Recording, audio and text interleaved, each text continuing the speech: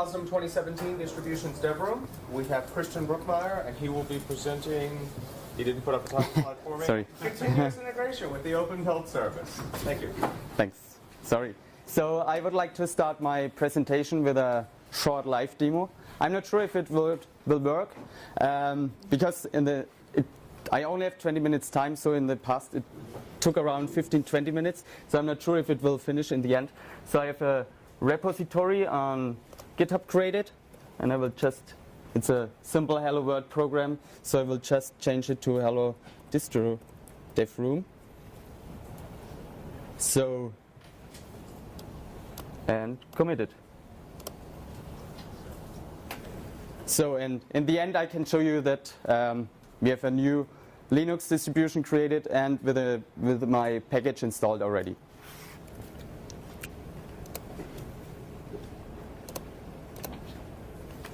So, I'm from OpenSUSE. I work at SUSE in the Build Solutions team, so we work mostly on the Open Build service. And some of you may notice that we brought our own beer to our booth, so you can buy it at our booth. Cheers. Cheers. Anybody thirsty? No. So I wanted to start my presentation with some comparison to brewing beer. So why it's important to have quality assurance.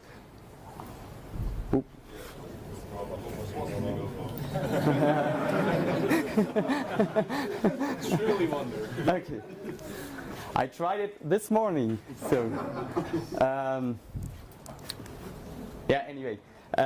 So what can possibly go wrong? So if you work for a brewery and you're in charge of the quality of your beer, and you don't have automatic testing, then you have to taste it yourself, and you're constantly drunk probably. So if your beer is not good, so you get bad publicity, so nobody will buy your beer, nobody wants to drink it. And because it's food, so government is involved, so they will probably give you some fine, and eventually they will close your brewery. Which means, so they will for sure close it if the beer is so bad that people get sick from drinking it. So what happens in the end? Sales decrease, costs increase, and you're broke. So how is this related to software? So in software it's also important to have high quality, and how do we measure quality in software? So one measurement is that the software should meet all your requirements, which also means it should be free of bugs, so software failures. And how do we make sure that we don't introduce bugs? So I would like to cite Martin Fowler. Maybe some of you know him. He published some famous books. So continuous integration doesn't get rid of bugs, but it does make them dramatically easier to find and remove. So, and this is my topic of my talk, continuous integration with the Open Build service. So what I will talk about. This is basically the workflow I want to show you. So in the right corner you see maybe some of you coding and pushing your code constantly to the upstream repository. Could be GitHub or some other favorite source control management system. So from the repository we want to get the code into the build service, which automatically builds binaries for us. So for instance RPM packages, Debian packages, which you can install then on your favorite distributions. And so the next step, what we would like to do is build out of these packages a complete Linux image. So for instance an ISO or a raw image. So, and with my raw image I would like to be able, every time I build a new package and get a new distribution, I would like to be able to see if this image still works, so that all the packages are installed, it boots correctly, the services are running, and get some feedback in the end. So yes, it works, or no, it doesn't work anymore. So how can the build service and the tools that you use. For instance, we use OpenQA to test the distributions, so the full stack. How can help it? So the build service is, so why do you need the build service? It's so you as a software developer shouldn't care about distributing your software to different distributions, to different architectures. You should just care about your source code and then push it to the build service and get a new package, for instance, for OpenSUSE, for OpenSUSE Leap or Tumbleweed or Fedora. So this is the only thing what you should care about. So and the build service helps here. So you just push your code and your spec files or your package description to the build service, and it automatically creates all the specified binaries for you. So you get out different architectures, you get out different distributions, and furthermore, if some of your dependencies change, it will rebuild all your packages. So if one package relies on one other and this gets rebuilt, it will rebuild the whole chain.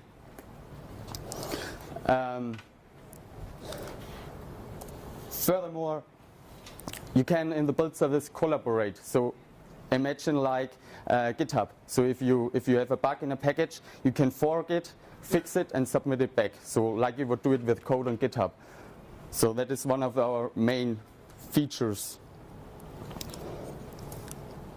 So the first step is how do you get your code into the repository. You all work in free software development, so I will leave out this step. You all know how to get code into your GitHub or Git repository. The next step is how do we get the code from the repository to the build service. So in the build service, everything is so the main structure is you have a project, and inside your project you have different packages. So for instance, here you have an applications project with a sub-project popular, and then you would have a GIMP or Firefox package. So this is basically the Hello World project I showed you in the beginning. And so how do we get it now into the build service? So the main feature what we use here is services. So services is, like you know, some you can trigger a service to modify, to change, to update your source files. And we have, for instance, a task service which will trigger, which you can trigger, and it will automatically download your source files from GitHub, repacks it, and commits it to the build service, so that you get automatically a new RPM package built. So there's another service, for instance, a set version, which will automatically update your package description with the correct version. So, and how do you trigger? In GitHub, we have a really nice feature. So there is a GitHub hook already built in GitHub. So you just have to specify your token of the project and specify there's already a default instance of the build service specified, but you can enter some other. So if you want to host your own build service instance, you can enter this one. So that means if you set up this, with every commit you do to your GitHub or some other SCM management system, you get the source code committed to the build service, which will automatically trigger a rebuild of your package. So we have the first two steps. The third step is actually automatically built in the build service. So I don't need to talk much about this one, because as soon as you change your sources, it will trigger the rebuild anyway. But how do we get out of the packages now a complete Linux distribution? So like an ISO image or a raw image. So in OpenSUSE we use Kiwi, which is a Perl command line tool to automatically build a fully complete Linux distribution. So we have we use it at SUSE to build all of our SUSE Linux Enterprise, and also in OpenSUSE to build all our OpenSUSE releases. So we have two versions now. We have the old version, which is in Perl written, and a new version, which is now in Python rewritten, which we use from the next OpenSUSE release on. So, and how does it work? You have basically you have your package sources, which are in the build service anyway, so all your packages, and then you have a image description which will contain all the repositories, all the packages you want to install, all users, for instance. You can specify config files to override. You can specify shell scripts to be executed while building the image. So this is basically an image description. So the most important file is config XML, which is a configuration file, which contains all the stuff I already mentioned. Then you have images and config shell script, which are two shell scripts which get executed, and then you have a root directory which just gets copied over your root directory and you can use it to overwrite files. So, but do you need to write all of this from scratch? No. So what we noticed that many people use SUSE Studio, which is from SUSE, an online tool to create image description and images. So many people configured their image in SUSE Studio, exported all the files and imported it into the build service. So, and we wanted to get rid of this step, so we included now the base image description. So on the main page you just go to new image, and then we have some pre-selection of base images. You select it, and then you get the pre-configured image description.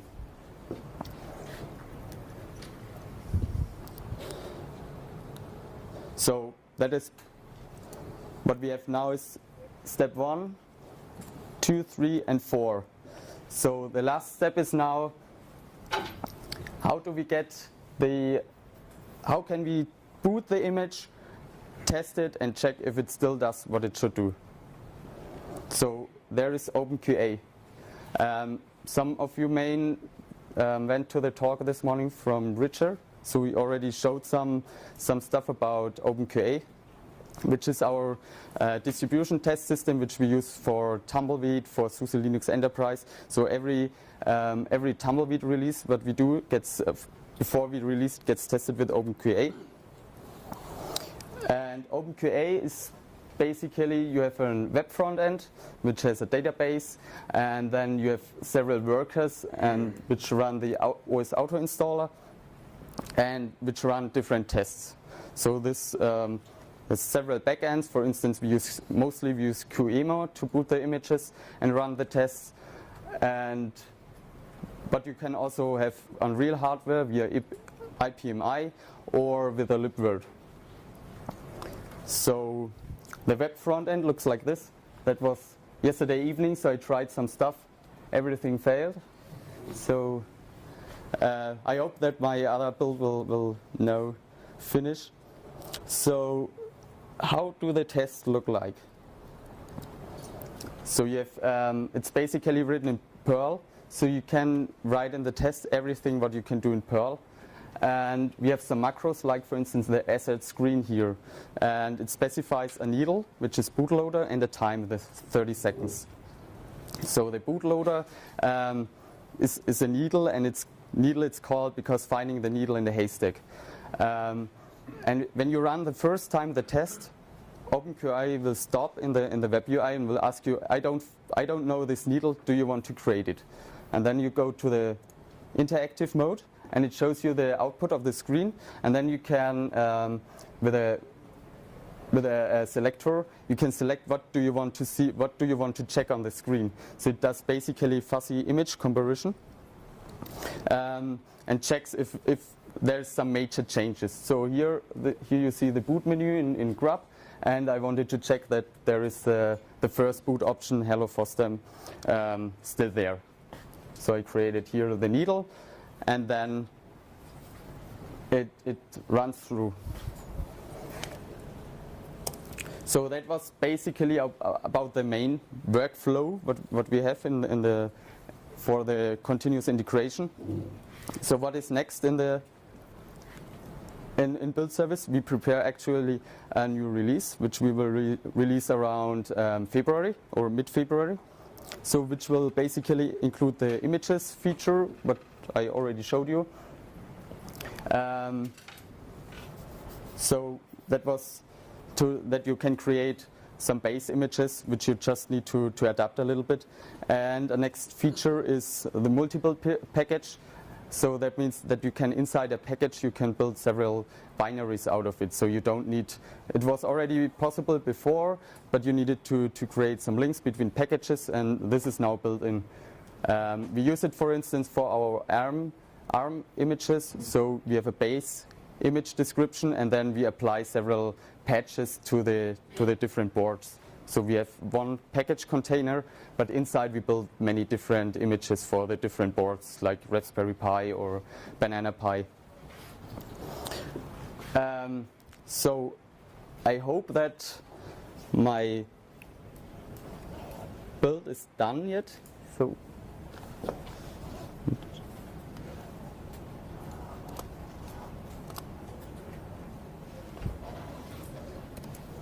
refresh.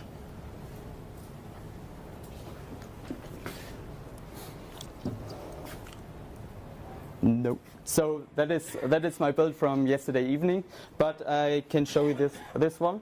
So here you see the test result, and you see all the needles I created. So as you see here, I checked for the Hello FOSDEM. So that is my Hello World program.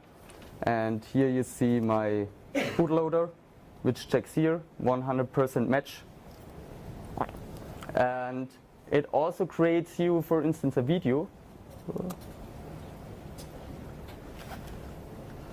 Let me check.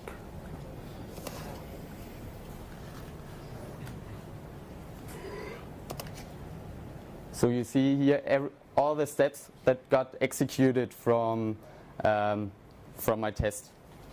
So if something goes wrong and you want to compare, you just go to the page, watch the video, and see, okay, what went wrong. And also, if, for instance, a needle doesn't match, it compares. It shows you the new image and says what is different, and then do you want to update the needle, or do you want to have a different needle, or is it really a failure, so that you can report it.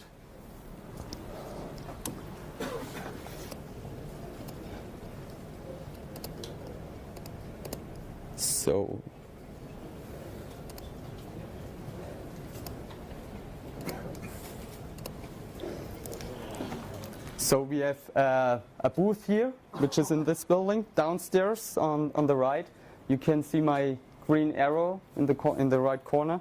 So if you have questions, just drop by, and we can show you also some more examples, how it works, how we use it for OpenSUSE to test it. We can also show you the build service, and otherwise, I'm basically done. So, 5 minutes? So, yeah, if you want me to write me an email, or you can find me on GitHub or Twitter. Yeah. 2 questions about the source service. Does it support other version control systems than Git and GitHub? Yeah, it supports Subversion, for instance, and Mercurial, and it's the source service. The code is on GitHub. So if you want to have support for another system, just send a pull request and we will include it. Okay. The second question, as far as I know, the build service usually takes a tarball from somewhere, and you need to maintain the spec file within your package. Yeah. Is it possible to use the source service to download the spec file from a remote repository as well? I haven't tried this, but I know that, for instance, some colleagues do maintain their Kiwi, their Kiwi descriptions in GitHub. But I don't know if you can pull it completely, so the spec file too. So.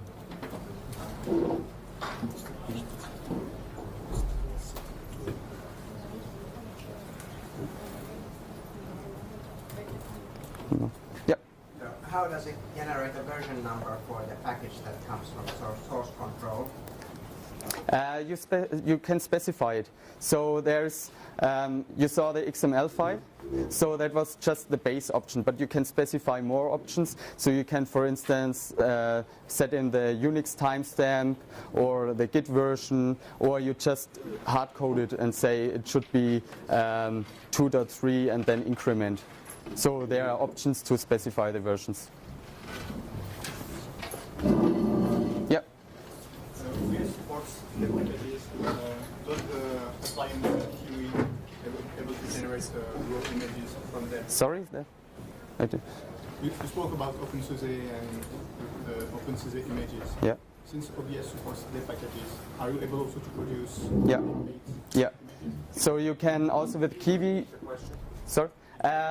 The question was if it's possible to also build with Kiwi other distributions than OpenSUSE, right? Yes, you can also build Red Hat. You can build Fedora. So, but that are the only two I know so far. Not the base, not with the packages. No.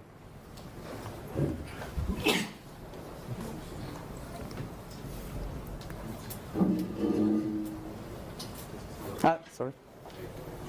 Is there any control when your service is pulling new code? It's specifically it's a REST API, so you send and say trigger service to run it. And what we did in GitHub, we included, so you can send pull requests to GitHub to include a service. So they have also hooks. So every time when you commit to the master or some branch, it can send a REST call, an API call, and which triggers the service run. Yeah, that's where my question comes from. Maybe you don't want to build a package every time you push something to the master. Yeah. So maybe you want to wait until a certain point where you build a new release, for instance, and you want to package it and test that. So in the GitHub service, you can also specify the target. So you can say only on master, or only on this branch, or only when you tag some. If you create a tag in the GitHub branch, so that you can specify it in GitHub when you want to trigger. And are there plans to expand on other platforms like Debian package-wise or? Debian is already supported in the build service, but not in the Kiwi. So you can build the packages, but you can't build the image. No.